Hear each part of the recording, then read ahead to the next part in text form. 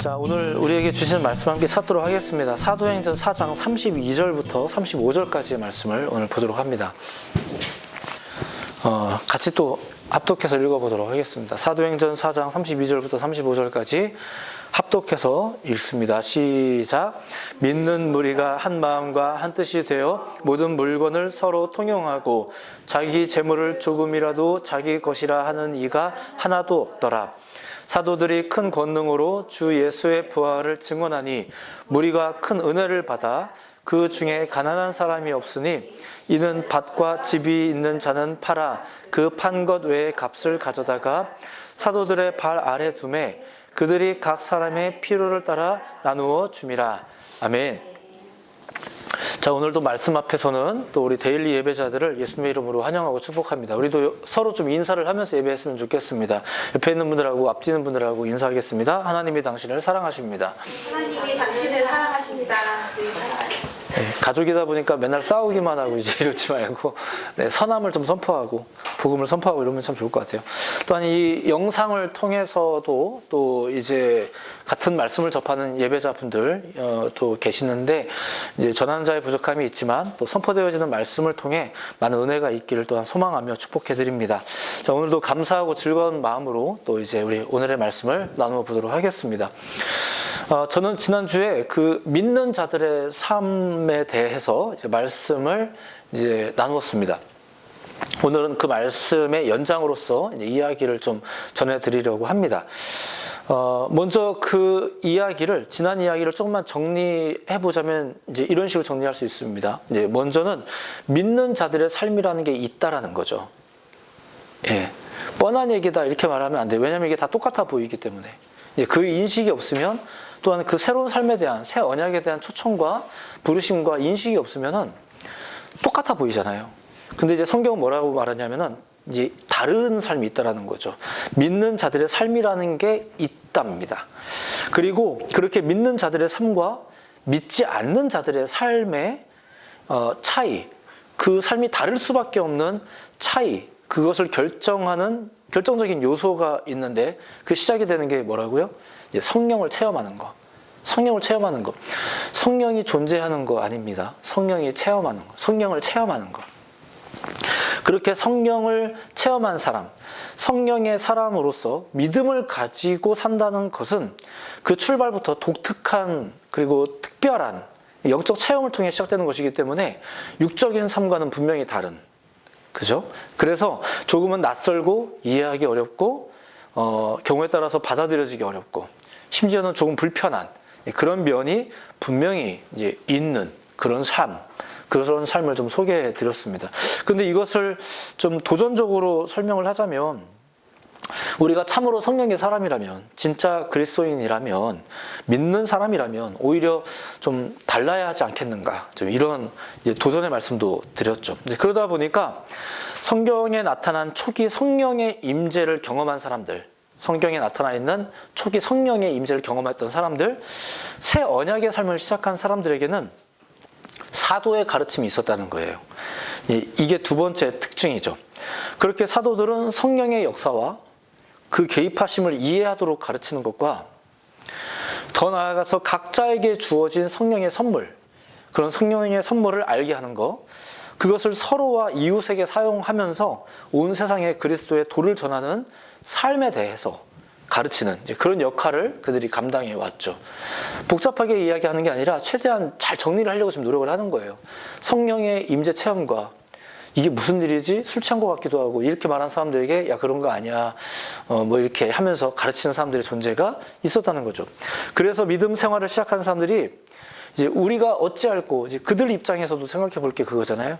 우리가 어찌할꼬라는 의문이 들 때면 바로 그 사도들과 함께 나누면서 살았다. 이게 초대교회의 모습, 초기 믿음을 가진 사람들의 삶의 모습 가운데 있었다는 거죠. 하지만 이러한 삶은 앞서 말씀드렸듯이 그 육적인 관점에 사로잡힌 사람들에게는 잘 이해가 되지도 않을 뿐더러 오히려 불편함과 이질감으로 다가온다는 것도 앞서 얘기했듯이 소개한 바가 있었습니다. 자, 이것은 종교적인 한계 때문에 불가피하게 오는 현상인데 결국 그 원인도 성령이에요. 이 성령이죠. 성령의 부재 혹은 성령에 대한 몰이해, 이런 것에 의한 갈등. 그리고 심지어 이미 믿음을 가졌음에도 불구하고 그 믿음이 흔들리는 일. 그러니까 성령과의 관계가 흔들리는 일이겠죠. 이렇듯 초대교회가 형성되던 그 시절에서부터 이런 일들은 있어 왔었어요. 오늘날만 있는 게 아니라 그때도 있었고, 그 성령의 임재로 인한 엄청난 역사와 더불어 성령을 까먹는 역사들도 그때도 계속 있었어요. 근데 오늘날도 비슷한 것 같아서, 자, 성령에 대한 몰이해는 사도들을 통해 걷지 못하는 자가 걷는 사건에서도 나타나는데 사람들이 깜짝 놀랐다는 얘기예요. 그런 일이 딱 벌어지니까 깜짝 놀라죠. 그것은 세상 방식으로는 도저히 설명하기 어려운 것이었기 때문에 그들은 그 사건이 성령의 역사라고 생각하기보다 누구의 역사라고 생각했어요? 이 사람들, 이 능력자들의 역사라고 생각을 한 거죠. 그러니까 성령에 대한 몰이해가 이렇게 이어지는 거예요. 그리고 이에 대해서도 베드로는 또 설명을 이어갑니다. 3장 12절의 말씀인데 예전에 지난주 읽었던 말씀이에요. 근데 한번 다시 한번 보신다면 이런 거죠. 3장 12절 말씀. 혹시 우리 성경을 덮지 않으셨다면 같이 한번 읽어볼까요? 이제 이게 역시 오해를 풀어나가는 작업들이죠. 3장 12절 한번 같이 읽어볼게요. 시작. 베드로가 이것을 보고 백성에게 말하되 이스라엘 사람들아 이 일을 왜 놀랍게 여기느냐? 우리 개인의 권능과 경건으로 이 사람을 걷게 한 것처럼 왜 우리를 주목하느냐? 그는 지금 왜 하나님이 하신 역사를 보면서 다른 걸 주목하느냐 이렇게 말하고 있는 거죠. 그러니까 시선을 자꾸 돌려주고 싶은 거예요. 이걸 이제 그들을 핀잔 주려고 이렇게 말하는 게 아니라 아직 성령으로 사는 삶 자체, 성령이 임하기는 했는데 성령으로 사는 삶 자체를 모르기 때문에 할 수 있는 말이었다는 거죠. 이런 말. 오늘날도 마찬가지예요. 우리는 분명히 성경의 증거를 통해 이미 인류사에 펼쳐진 역사를 통해 하나님의 존재와 신적 존재와 또한 성령의 존재와 그 개입하심을 충분히 알면서도 우리가 인식하지 못함으로 인해서, 인지하지 못함으로 인해서 잊어버리고 있는 삶을 이제 많은 사람들이 혹시 살고 있지 않는가. 그래서 선포하는 거죠. 성령은 존재하는 것뿐만이 아니라 성령은 임하고 계십니다. 그래서 성령을 만나야 됩니다. 이렇게 이야기하는 거죠. 그게 보통 우리가 체험이라고 말하는 거고 믿음으로 산다는 거겠죠. 이런 걸 얘기하는 거예요. 성령의 관점을 알지 못하는 자들은 그렇게 하나님의 역사를 보면서도 시선을 어디에 두어야 될지 모르거나 헷갈리게 이제 된다는 거죠. 그래서 사도는 계속해서 가르치는 거고 누군가는 계속해서 들어야 되는 거예요. 이런 이야기가 이제 초기 때부터 있었답니다. 다른 한편으로 사도의 입장도 소개한 바가 있는데 뭐 이런 거예요. 뭐 어려운 얘기는 아닙니다. 그는 그것이 하나님의 영이 함께 하심으로 일어난 일이라는 것을 아는 사람들이죠. 그러니까 목회자가 먼저 이걸 아는 사람인 거예요. 뭐 설마 그러겠습니까만서도 그런 일이 있겠냐만서도 설교를 하면서도 확신을 하지 못한다면 말이 안 되잖아요. 그죠? 말씀을 전하는 자가 먼저 성령의 존재와 더불어 역사를, 하나님의 임재의 역사를, 이 설교의 능력을, 말씀의 능력을 먼저 믿지 않으면서 설교한다. 이런 일이 가능한가요? 있어서도 안 되겠고 설마 있지 않을 테고 뭐 이런 거를 말하는 겁니다. 사도의 입장에서는 지금 이 펼쳐지는 모든 일들이 하나님의 영에 의해서 일어난 일이라는 걸 잘 알고 있죠. 근데 지금 어떤 상황이었냐면은 사람들이 나를 향해서 지금 막 환호하고 있었다는 얘기예요. 자, 그런데 베드로는 그 사람들의 시선을 즐기거나 그 환호를 누리거나 이러한 환호가 하나님이 나에게 주신 축복이구나 이렇게 생각하는 것이 아니라 그들의 환호를 이렇게 덥석 받아먹지 않았다는 거죠. 그러면 안 된다는 것을 아는 거예요. 누구보다도 더. 이 얘기를 굳이 왜 하냐면은 저희 같은 사람들도 사실 이렇게 많은 사랑을 받다 보면은 놓쳐요. 누구보다도 먼저 알고 있는 사람들이고 당연히 알았겠고 그런데도 불구하고 다른 환호에 의해서 다른 사랑에 의해서 다른 거에 의해서 우리도 가끔은 휘청거려요. 그게 너무 달콤하고 좋거든요. 근데 이 사도 바울은 어떻게 했냐면 이 초기 목회자들은 어땠냐면은 그걸 안 놓쳤다는 거죠. 많은 사람들의 환호와 많은 헌금과 많은 사랑과 많은 누림을 통해서 아, 이것이 하나님 주신 은혜구나라고 생각한 것이 아니라 이걸 내가 누리면 안 되는 거구나.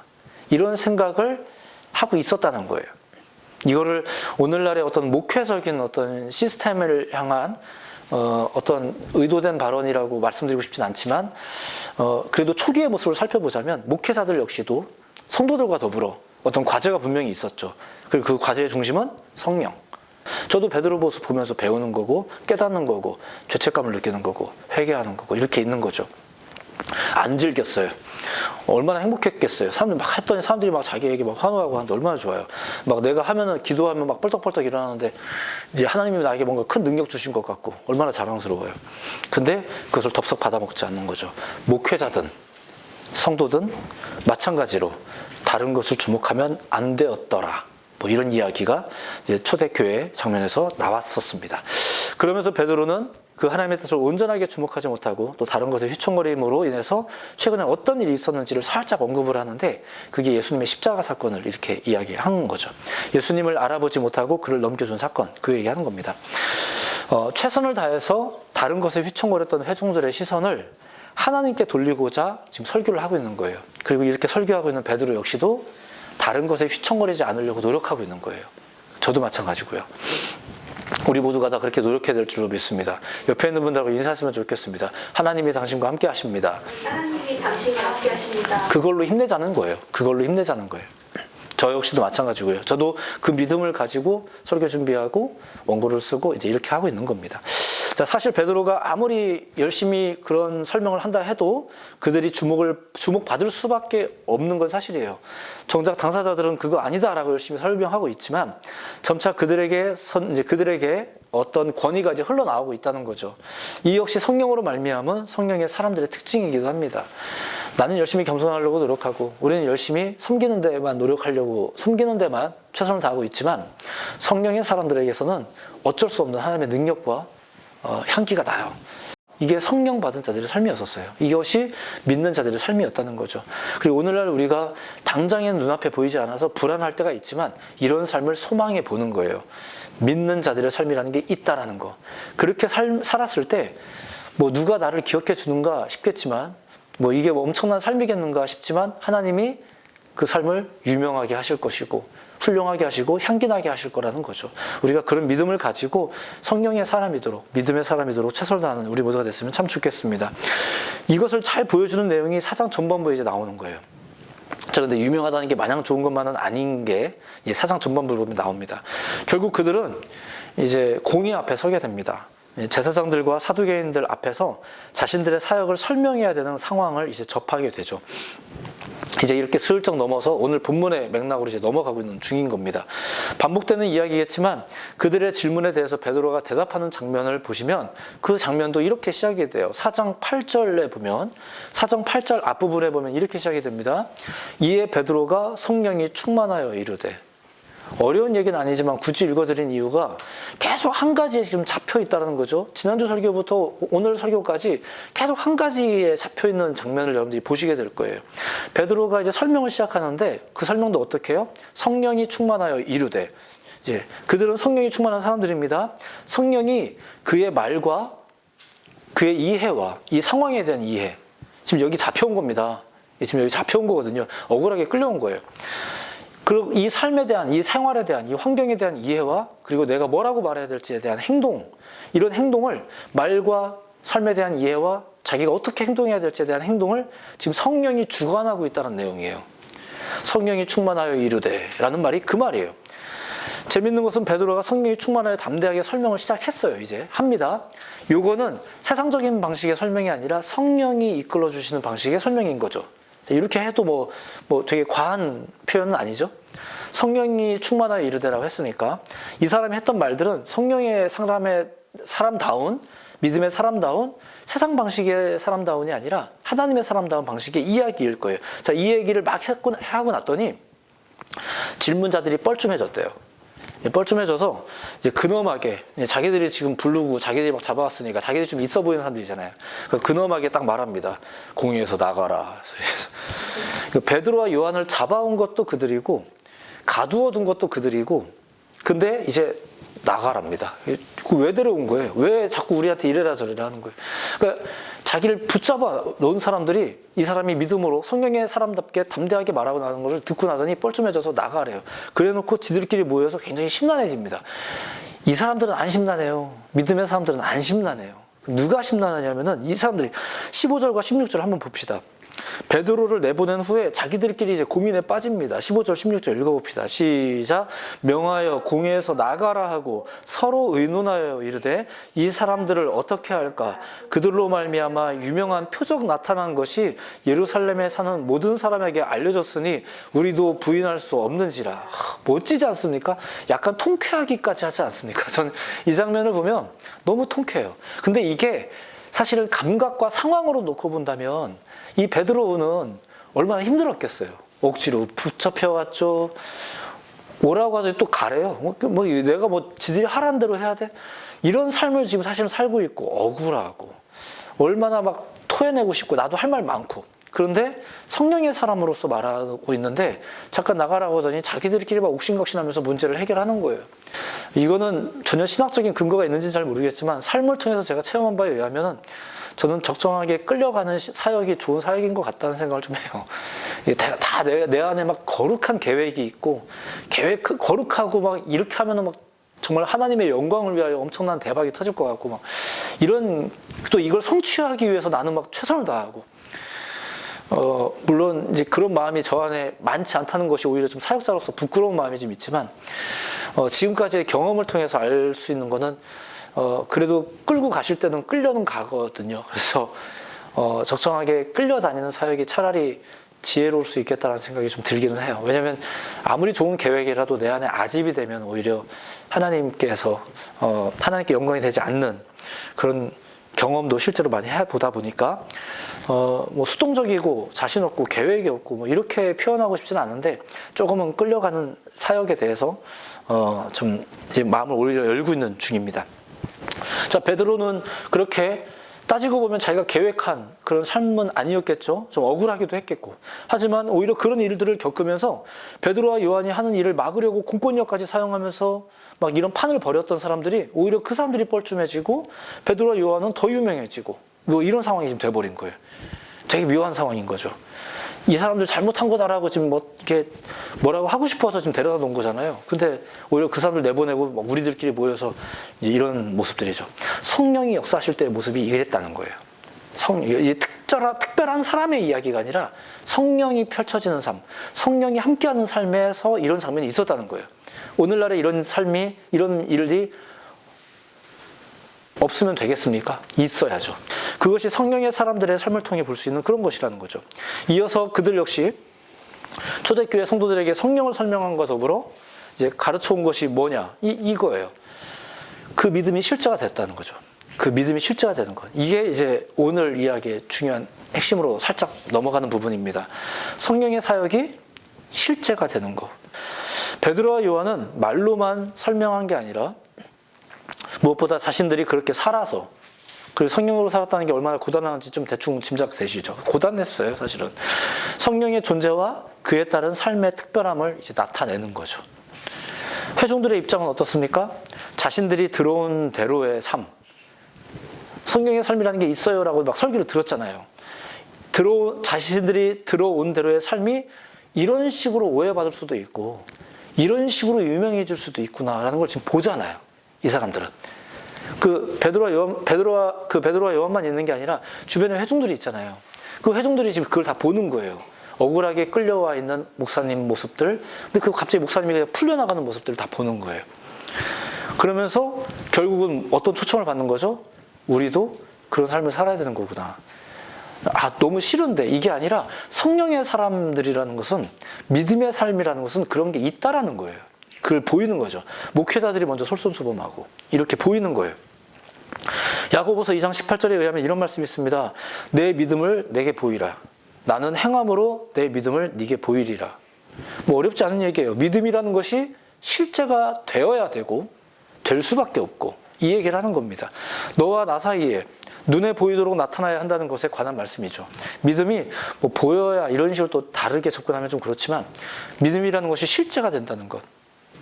믿음이라는 것이 실제가 된다는 것. 나 혼자 신앙인이 아니라 지난번에 한번 이런 이제 아포리즘을 선포한 적이 있지만 방 안에서의 신앙인이 아니라 세상에서 신앙인이셔야 됩니다. 이런 이야기를 했던 것처럼 이게 뭐 보여줘야 된다 뭐 이런 맥락보다도 좀 우리나라 말은 같은 말인데도 이게 뉘앙스에 따라 메시지가 좀 달라져서 좀 조심스럽습니다.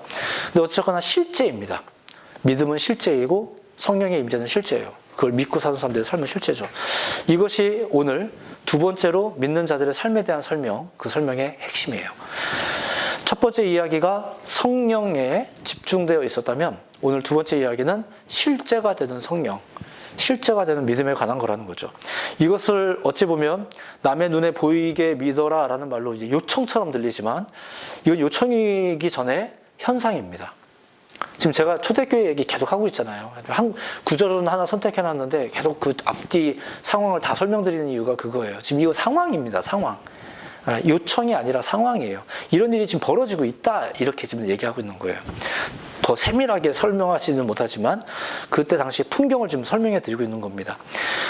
요청, 여러분들도 남의 눈에 보이셔야 돼요 이렇게 지금 말하는 게 아니란 얘기예요. 성령의 현상이었죠.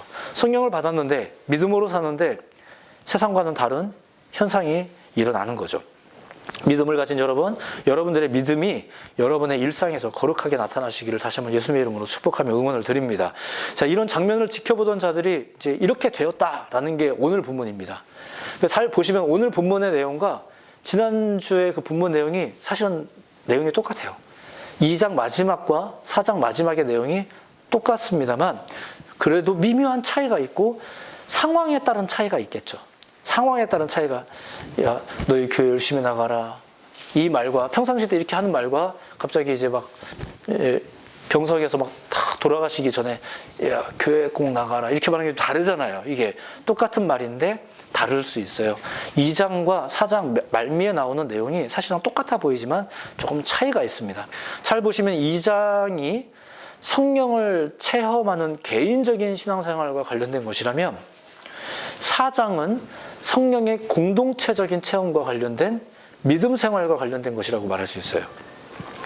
2장 41절 이하를 보시면 2장 41절 이하를 보시면 이렇습니다. 한번 같이 보시면 좋을 것 같아요. 2장 41절 이하를 보시면 이렇습니다. 같이 읽어볼게요. 41절과 42절. 그 말을 받은 사람들은 세례를 받음에 이 날에 신도의 수가 3,000이나 더하더라. 그들이 사도의 가르침을 받아 서로 교제하고 떡을 떼며 오로지 기도하기를 힘쓰니라 라고 하는데 잘 보시면 성령이 개인적 임재와 역사가 그만큼 많았다는 것을 보여주는 내용이에요. 잘 보시면 개인적인 임재, 성령이 막 임재하고 있는 것이 그만큼 많았다. 지금 이 얘기를 하고 있는 거예요. 문맥상 잘 보시면. 자, 그런데 4장 31절 이하를 한번 봅시다. 4장 31절 이하. 읽어보겠습니다. 31절 이하, 32절 초반까지 시작. 빌기를 다음에 모인 곳이 진동하더니 무리가 다 성령이 충만하여 담대히 하나님의 말씀을 전하니라. 믿는 무리가 한 마음과 한 뜻이 되어 모든 물건을 서로 통용하고. 아멘. 여기까지. 이렇게 이어지는데 잘 보시면 요거는 성령의 임재가 무리, 공동체 개념과 관련하여서 임하는 장면이에요. 공동체적으로 임하는 거죠. 첫 번째 2장 마지막이 성령의 개인 임재였다면 지금 이 4장 말미는 성령의 공동체 임재 같은 장면이죠. 그리고 이 공동체가 성령의 그룹이 되기 위해서 가장 중요한 활력은 뭐라고요? 그게 성령이라는 거예요. 성령의 교제. 교회 안에 와서까지도 괜히 친교 활동, 뭐 돈 문제, 뭐 예전에 갯돈 얘기 맨날 이런 거 하지 말고 그렇게 하지 말고 성령의 교제가 공동체를 사로잡았었다. 이제 이 얘기를 하는 거죠. 이게 똑같은 내용이 두 번 반복되는 것 같지만 사실은 그렇게 차이가 있어요. 성령 받고 한 명만 이상한 줄 알았는데 그 이상한 사람들이 모여서 지금 다 같이 새로운 삶을 살고 있는 거죠. 그게 성령의 삶. 믿음의 공동체, 성령의 공동체가 된 거예요. 그리고 그렇게 모여서 그들이 뭐 했다고요? 오늘 본문은 자신이 가진 소유를 공동체적으로 사용하는 장면을 이제 소개하고 있습니다. 참고로 5장으로 넘어가면 아나니아와 삽비라 이야기가 나와요. 믿음이 어떠한 실제가 되어야 하겠는가라는 맥락으로 이걸 읽어보시면 돼요. 헌금을 다 가져왔냐 안 가져왔냐 이거 아닙니다. 아나니아와 삽비라 이야기를 보면 그것만 단편적으로 보면 이 사람들이 죽은 이유가 헌금을 재산의 반만 했다고 죽으면 이거 어떻게 반 했으면 많이 한 거 아닌가요? 굉장히 많이 한 건데 그러니까 이거를 잘못 오해하면 이런 물질의 문제라든가 혹은 뭐 전부를 다 드려야 된다. 이제 이런 맥락으로 이제 우리가 말씀을 이해할 수도 있지만 이 사도행전이 펼쳐지고 있는 이야기를 진행 과정을 좀 보시면 그런 소유의 이제 일부냐 전부냐 이제 이런 맥락 이전에 믿음이라는 것이 어떻게 실제가 되어야 되는가. 그런데 그 나눔에 지금 딴 생각이 들어온 게 아나니아와 삽비라 이야기지 그 재물이 얼마큼 가져왔냐, 얼마를 가져왔냐는 얘기는 아니라는 거죠. 자신이 가진 소유를 어떻게 신앙생활에 적용하며 사는가에 관한 거라는 거죠. 그들도 신앙을 가진 자들로서 생활하고 있었지만 조금 잘못했다는 거예요. 그게 아나니아와 삽비라 이야기죠. 하지만 일단 그 앞에 이야기를 보자면 그렇게 신앙생활을 하는 초기 교회의 성도들은 모든 물건을 서로 통용하고 자기 재물을 조금이라도 자기 것이라 하는 이가 하나도 없었더라라는 게 이제 그때 풍경이었다는 거죠. 다시 말씀드리지만 이 부분에 대한 오해, 이런 공동체는 뭐 너무 이상적일 거다, 뭐 이렇게 하시거나 뭐 일부 신앙인들께서는 오히려 부담스러워하는 경우가 있을 수도 있는데, 이것은 모든 자산을 공동자산으로 만들어서 써야 된다, 이런 내용은 아닙니다. 이것이 옳으냐 좋으냐 이런 이야기가 아니라, 성령을 이해하지 못하면은 사실은 그런 오해를 하시는 거예요. 좀 죄송하고 실례되지만 이런 설교를 들으면서 그럼 뭐 다 가져오라는 얘기인가? 부담스러운데, 이런 마음이 여러분들 마음에 드시면 여러분들 안에 성령의 문제를 좀 더 먼저 고민해 보시기를 권해드리고 싶습니다. 좀 실례되지만 그 문제예요. 이런 마음이 내 안에 든다는 얘기는 우리가 이제 이미 성령의 역사에 대한 것에 마음에 쏠려 있는 것이 아니라 물질에 대한 계산이 지금 내 안에 더 있다는 뜻이거든요. 영의 생각을 하지 않으면 육의 생각으로 이 모든 상황을 살필 수밖에 없어요. 영의 일조차 육신의 생각으로 이제 조율하게 되는 거죠. 어쨌든 이렇게 새로운 공동체의 가장 큰 특징 중 하나이자 성령이 없는 자들이 가장 많이 오해하는 것, 그것이 바로 통용하다라는 말 때문이었어요. 자신은 가진 게 없다고 생각하는 사람들에게는 다 같이 통용한다는 말이 좀 반가울 수도 있겠지만, 은근히 나는 가진 게 있어 라고 생각하는 사람들에게는 이 말이 좀 거슬릴 수 있어요. 근데 이 생각 자체가 성령의 생각이 아니라는 거예요. 성경에서 이 말을 무슨 의미로 사용했는지를 잠깐 보시면, 통용하다라는 말은 코이나라는 이제 헬라어 풍부한이라는 의미를 가지고 있습니다. 근데 이 말은 주로 친교나 교류, 나눔 등으로 번역할 때 사용되었다고 합니다. 코이노니아라는 말도 거기서 나온 거예요. 그러니까 이 통용된다는 것은 개인의 소유에 관한 게 아니라, 개인의 소유를 공동의 소유로 만들자, 이런 소유의 문제가 아니라 얼마나 서로를 위해서 그것을 사용을 하였느냐라는 얘기예요. 통용한다라는 말은 똑같이 소유했다라는 의미가 아니라 무언가를 사용함에 있어서 모두가 함께 교류했다, 나누었다, 서로가 교제했다라는 의미라는 거죠. 성령이 그렇게 하게 만들었고, 실제로 그 성령을 따라 사는 삶이 있었고, 믿는 자들이 그랬다라는 거예요. 저는 가끔 이런 말을 이제 주변에서 듣곤 했었습니다. 여러분들 다 들어보신 적이 있어요. 네가 먹는 모습만 봐도 배부르다. 부모님들이 자주 이런 말씀 하시는데, 먹는 모습만 봐도 배부르다. 맛있는 반찬을 자식에게 덜어주면서 너 먹어, 엄마는 너 먹는 모습만 봐도 배불러, 뭐 이렇게 하시곤 합니다. 어떻게 배가 부르나요? 안 먹었는데. 그래서 안 먹었는데 어떻게 배불러요? 자기의 것을 덜어주면서 그렇게 말할 수 있는 이유가 뭐겠어요? 분명히 안 먹었는데. 그새 음식이 어디서 또 생겼어요? 몰래 어디서 뭐 먹었어요? 그건 아니죠. 분명히 어느 한쪽의 음식이 상대방을 향해서 움직였고 소진이 된 거예요. 하지만 눈에 보이지 않지만 정말 중요한 것이 지금 교류가 되었죠. 그게 뭐냐면 사랑, 마음, 뭐 이런 것들이 이제 교류가 됩니다. 이런 것이 나누어지니까 안 먹어도 배부른다라는 신비로운 고백이 나오는 거예요. 안 먹었는데 어떻게 배불러요? 배고프죠. 그 자녀와 그 부모가 동일한 양을 차지했다? 그건 아니잖아요. 그건 아니에요. 동일한 음식과 양을 먹었다? 그건 아니에요. 기독교적인 방식에서의 이제 통용되었다, 나누었다, 그리고 뭐 공평하신이라는 말은 똑같이 10,000원씩 나눠주는 걸 공평이라고 말하지 않습니다. 기독교적 공평은 그렇지 않습니다. 깊게 설명할 자신이 없는데 그래도 이것이 무슨 의미인지 고민은 하셔봤으면 좋겠어요. 기독교적 공평이라는 것은 모든 사람에게 똑같은 금액으로 균등해서 상호 만족할 수 있도록 동일하게 이렇게 뭔가를 했다, 이걸 말하는 게 아니에요. 더 많은 사랑이 필요한 존재가 우리 주변에 있고요. 더 많은 도움이 필요한 사람들이 있겠죠. 그분들에게는 더 많이 흘러가는 것도 좋아요. 뭐 이런 게 있습니다. 넘어가겠습니다. 가진 것이 많든 적든 그들은 무언가를 근거로 통용하기 시작했어요. 무언가를 근거로라는 말은 성령입니다. 그것이 서로에게 기쁨이 되었다는 게 중요한 거예요. 통용되어지면서. 무엇이 그렇게 만들었냐? 성령. 그 성령을 통해 하나님의 사랑을 알게 되고 그 사랑을 실제로 나누는 것. 그게 통용하다라는 의미라는 거죠. 그래서 성경이 말하는 이 통용이라는 말을 성령 없이, 믿음 없이 분배의 원칙으로만 받아들이는 사람들은 이 말씀을 반드시 오해하죠. 기독교적인 마인드를 반드시 오해를 하게 돼 있어요. 믿는 자들의 삶을 살기 위해, 또한 하나님의 말씀을 올바르게 이해하기 위해서라도 성령과 믿음이 여러분들 가운데 충만하기를 예수님의 이름으로 축복해드립니다. 앞서 잠깐 말씀드렸듯이 5장에 이어지는 아나니아와 삽비라 부부의 이야기도 그들이 전 재산을 다 안 가져왔다 문제가 아니라는 거예요. 그렇게 이해를 하면 당시의 사도들이나 더 나아가 오늘날의 교회가 이제 오해받게 되죠. 아, 교회가 돈 가져오라고 한다고. 목회자가 돈 가져오라고 한다고. 아, 교회는 절대 그런 곳 아닙니다.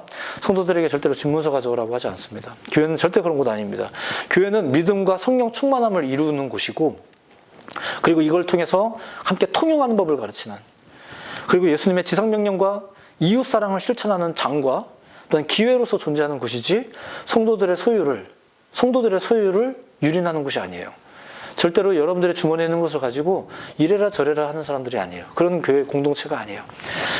베드로도 정확히 이렇게 지적합니다. 아나니아, 이제 5장 3절에 보면, 이제 아나니아와 삽비라 이야기지만 잠깐만 보면 이렇습니다. 5장 3절에 보면, 아나니아야, 어찌하여 사탄이 네 마음에 들어 가득하여 네가 성령을 속이고 내 헌신의 일부를 감추었느냐. 이제 이렇게 이어지는 거죠. 계속 강조하지만 이거 돈 물질 얘기 아닙니다. 아나니아야, 어찌하여 사탄이 네 마음에 가득하여 네가 성령을 속이고 내 헌신의 일부를 감추었느냐. 베드로 사도는 그가 전 재산을 가져오지 않았음을 지적하는 게 아니라 왜 네 안에 사탄이 가득하냐, 왜 성령을 속이게 되었느냐. 그러니까 성령을 알았다는 얘기예요, 몰랐다는 얘기예요? 알고 있었다는 얘기죠. 아나니아가, 삽비라가 성령을 알고 있었는데 지금 알면서 속인 거예요. 교회 다니면서 속인 거예요. 아예 몰라서 뭐 속였으면은 뭐 차라리 어떤지 모르겠습니다만, 우리는 아나니아 삽비라 사건을 이제 뭐 아시는 분도 계시겠지만 그걸 보시면서 단순히 그들 보고 아, 그들 나빠요 이렇게 매도하면 안 됩니다. 중요한 것은 그 배후에, 그들의 그 기만함의 배후에는 악이 숨겨져 있다는 거죠. 여러분들도 마찬가지예요. 여러분들 뒤에 악이 숨겨져 있으면은, 악이 여러분들을 조종하게 되면 다 마찬가지예요. 성령을 속일 수 있어요.